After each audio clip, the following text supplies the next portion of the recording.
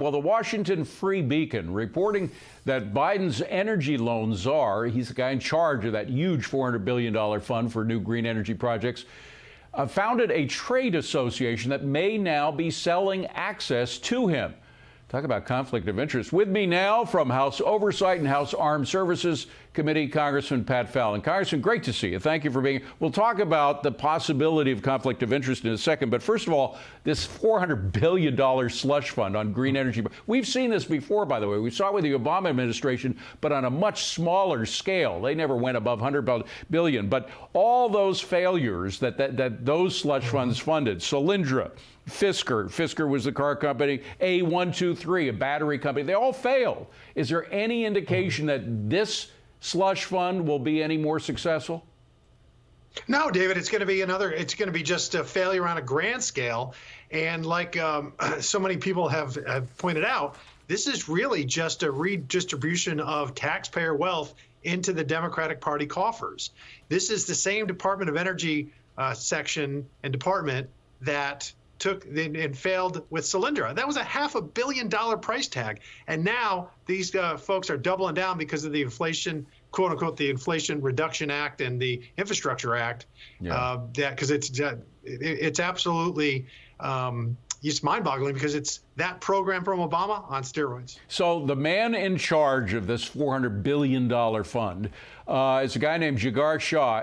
He may have a conflict of interest because he started a trade association that is acting as the gatekeeper between the fund itself that he's in charge of and the many lobbyists who want a piece of that pie. Isn't that a conflict of interest, and what are you going to do about it?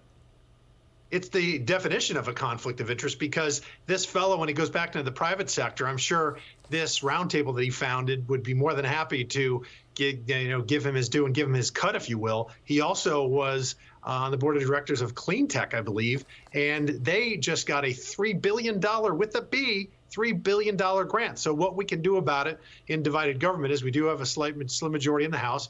We can have oversight committee hearings on this and to expose it.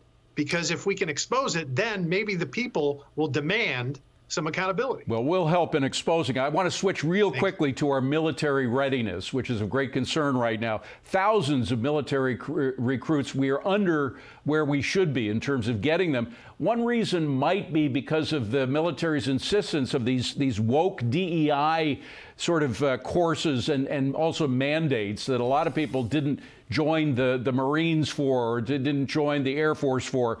And now the DOD actually wants to double down on that, supersize their DEI program with $114 million of our tax dollars.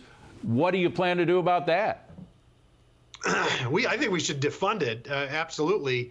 Sitting on the Armed Services Committee as well as I do, what this diversity, equity, and inclusion is, David, at the end of the day, it's simply divisive garbage. I think it's Marxist garbage, where it's a lot of it. It's has this hue of being anti-white. And guess what? Americans of all races, creeds, and ethnicities join the military to protect our country and to better their own lives, because you learn skills and you learn leadership, and then you can either go career and then get a pension, and then or learn as I did, serve for 4 years, help with my education, and it bettered me, and then I can go out into the workforce and be a productive member of society. And the left is just using the military as some kind of social experiment, and that is not what the military is intended for. The military, the folks in the military could teach everybody lessons about DEI. They don't have to be taught by any bureaucrat about what DEI is. Congressman Fallon, thank you very much for being here. Appreciate it. Appreciate your service as well.